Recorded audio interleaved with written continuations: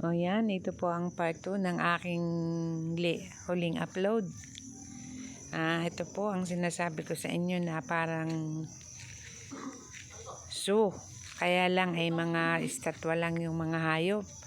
Pero kahit gano'n, nag-i-enjoy naman po ang mga nagpupunta rito, lalo na ang mga bata. Kahit nga din po matatanda okay lang naman kasi dito naman po sa atin walang mga ganito kung dito lang sa ating tabi. Talagang dadayo ka pa dito para magkaroon nito. Kaya yan. Sana po makabalik pa kami dito kasi kahit malayo medyo talaga namang nag-enjoy din ng mga bata. Kahit medyo malayo ang pagpunta rito. Pero okay lang. Yung gaya nga ng sabi ko, na relax ka na bless ka pa. So yan, kami po ay uuwi na, kaya sana po panoodin nyo po at magustuhan nyo po itong aking maikling vlog. Pero teka po, talagang nag-i-enjoy pa ang mga bata. Ito nag-iyapan po sila, nag-enjoy sa kamay ni Jesus. Yan. Ito ba, maganda naman.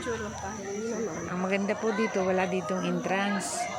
Hindi pares po sa iba na agad ay mahal ang entrance. Dito po talagang wala. Ay, yung ikalawin mo. Parking lang po binabayadan dito. Kaya kahit kung marami kayong magkakasama ay okay lang.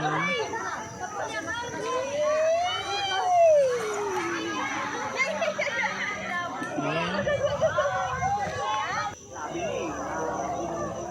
Di po ba? Ang lalaki ng koy, oh. Ang lalaki ng mga koy na yan. Kasi po malawak yung kanilang nilalangoyan.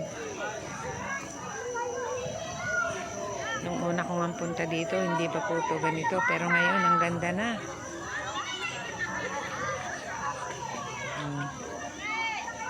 Hindi din naman po ang mga bata.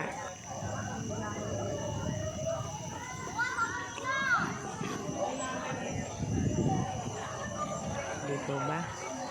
Parang nasa isang magandang park tayo. Parang hindi simbahan lang.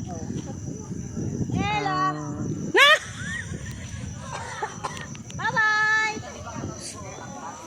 Bye-bye! Dini na! Hanggang dito na lamang po ang aking vlog. Bye-bye po mga kasenyor.